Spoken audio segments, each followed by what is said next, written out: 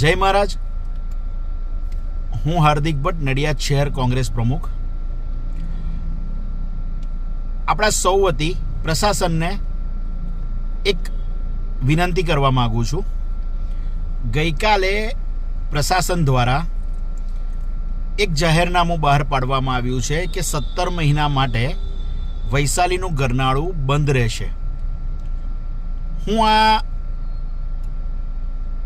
જાહેરનામા સાથે સંમત છું, પરંતુ હાલમાં આપણા નડિયાદમાં વિશ્વવિખ્યાત સંતરામ મંદિરમાં પરમ પૂજ્ય મોરારી બાપુ દ્વારા રામકથાનું આયોજન છે.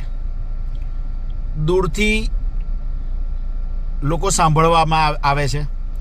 પશ્ચિમ વિસ્તારમાંથી જે લોકો આવે છે, એટલે કે માઈ મંદિર, પછી વૈશાલી ગરનાળાનો વિસ્તાર, તો વૈશાલીનું ગરનાળું જો બંધ કરી દઈશું ને તો એમને છેક ફરીને આવવું પડશે, કાં તો માઈ મંદિરવાળા રોડ ઉપર આવવું પડશે કે જ્યાં કચરાના ઢગલા હોય છે, અને રોડ પણ એવો અનઇવન છે કે જે પ્રજાજનને તકલીફ પડી શકે.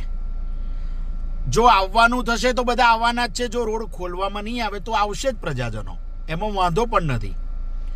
પણ આપને એવી વિનંતી છે કે હાલ પેટલાદ રોડનું થી પીપલગ રોડનું પણ કામ ચાલુ છે, એટલે એ રોડ પણ બ્રિજ એક સાઈડથી બંધ કર્યો છે, વન વે કર્યો છે.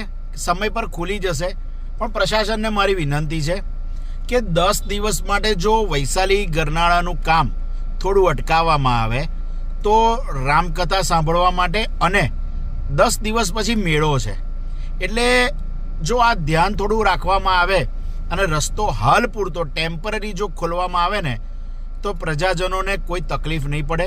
મારી વિનંતી છે. જય મહારાજ.